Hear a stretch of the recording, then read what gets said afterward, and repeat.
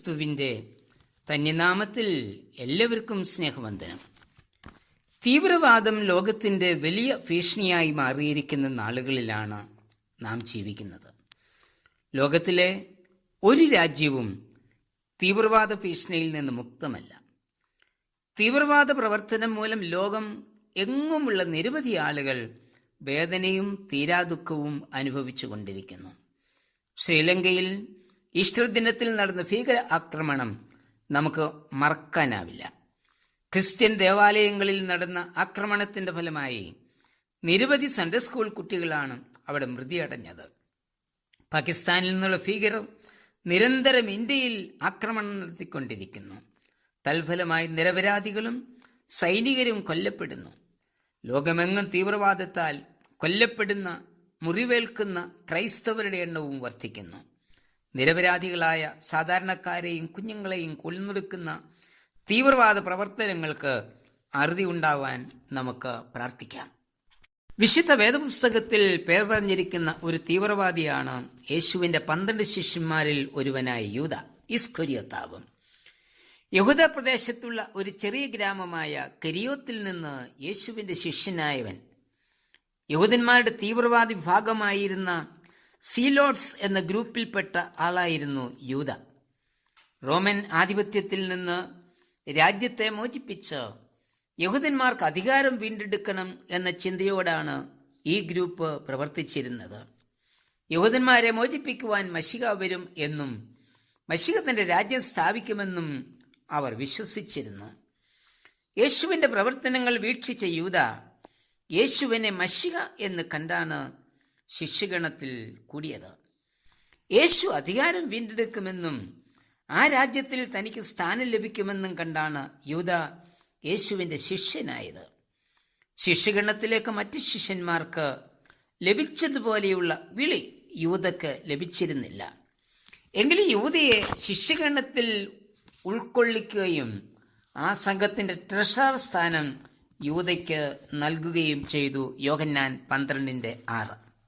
മറ്റ് ശിഷ്യന്മാർക്ക് നൽകിയ എല്ലാ അധികാരവും യൂദയ്ക്ക് നൽകിയിരുന്നു. മത്തായി 10:1 വായിക്കുന്നത്, 12 ശിഷ്യന്മാർക്കും അശുദ്ധാത്മാക്കളെ പുറത്താക്കുവാനും സകലവിധ ദീനവും പൊറിപ്പിപ്പാനും അധികാരം കൊടുത്തു എന്നാണ്. സുവിശേഷ വേലയ്ക്കായി പട്ടണങ്ങളിലേക്ക് 12 പേരെയും അയച്ചു എന്ന് മത്തായി 10:5 നാം വായിക്കുന്നു. യൂദയിൽ പിശാച് പ്രവർത്തിച്ചിരുന്നു എന്ന് യേശുവിന് അറിയാമായിരുന്നു. നിങ്ങളെ 12 പേരെ ഞാൻ തെരഞ്ഞെടുത്തില്ലയോ? എങ്കിലും നിങ്ങളിൽ ഒരുവൻ ഒരു പിശാചാകുന്നു. യോഹന്നാൻ 6:70 യേശു യൂദയെ നാശയോഗ്യൻ എന്ന് സംബോധന ചെയ്യുന്നും ഉണ്ട്. യോഹന്നാൻ 17:12 ഇതെല്ലാം ആയിരുന്നിട്ടും യേശു എന്തുകൊണ്ട് യൂദയ്ക്ക് ഈ ചുമതലകൾ എല്ലാം നൽകി? യൂദയെ മടക്കി വരുത്തണമെന്ന് യേശു ആഗ്രഹിച്ചിരുന്നു. യൂദയ്ക്ക് മാനസാന്തരപ്പെടുവാനുള്ള അവസരങ്ങൾ യേശു കർത്താവ് കൊടുത്തുകൊണ്ടേയിരുന്നു. എന്നാൽ യൂദ മാനസാന്തരപ്പെട്ടേ ഇല്ല. ഇന്ന് എത്രയോ വലിയ പദവിയ സഭയിലും സമൂഹത്തിലും നമുക്ക് ഓരോരുത്തർക്കും നൽകിയിരിക്കുന്നത്. സഭാഭരണത്തിലും സാമ്പത്തിക ചുമതലയിലും സുവിശേഷ വേലയിലും രോഗശാന്തി ശുശ്രൂഷയിലും ഒക്കെ ദൈവം തമ്പുരാൻ നമ്മെ നിയമിച്ചിരിക്കുന്നത് നമ്മെ ഓരോരുത്തരെയും വ്യക്തമായി അറിഞ്ഞുകൊണ്ട് തന്നെയാ. നമ്മളുടെ സകല നിലവുകളെയും നമ്മളുടെ സകല ചിന്തകളെയും അറിയുന്നവനാ നമ്മളുടെ കർത്താവ്. എങ്കിലും ഈ സ്ഥാനങ്ങൾ ഒക്കെ നമുക്ക് നൽകിയത് ഒരു മടങ്ങിവരവ് നമ്മിൽ ഉണ്ടാകണം എന്നുള്ള ചിന്തയില്ല. ഫലം കായ്ക്കാത്ത അത്തിവൃക്ഷത്തിന്റെ ഉപമ ലൂക്കോസിന്റെ സുവിശേഷം 13 6 മുതൽ 9 വായിക്കുന്നുണ്ട്. യജമാനൻ 3 വർഷമായി ഈ അത്തിയിൽ ഫലം അന്വേഷിച്ചു, കണ്ടില്ല. വെട്ടിക്കളയുവാൻ കൽപ്പനയിട്ടു.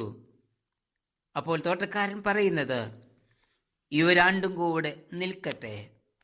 അതിന് ചുറ്റും കിളച്ച് വളം ഇട്ടുകൊടുക്കട്ടെ.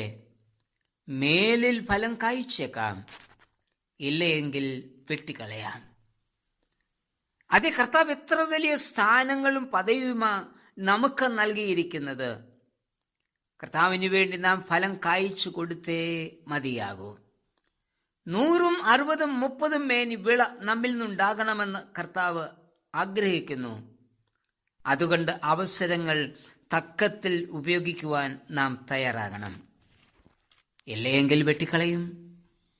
യൂദയ്ക്ക് 3.5 വർഷത്തെ അവസരമാണ് കർത്താവ് നൽകിയത്. അവൻ അവസരം പ്രയോജനപ്പെടുത്തിയില്ല.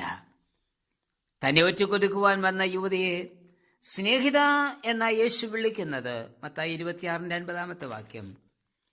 അവസാന സമയം വരെയും യേശു യൂദയെ സ്നേഹിച്ചു.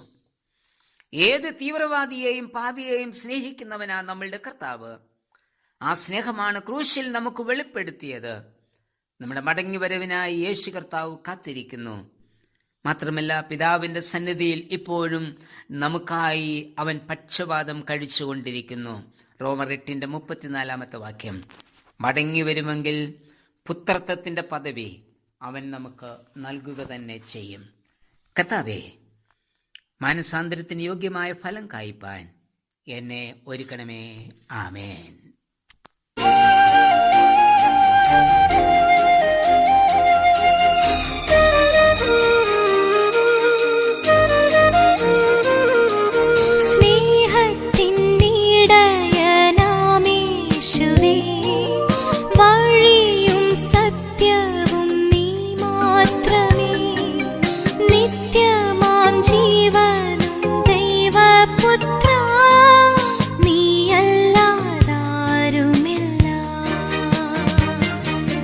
യേശു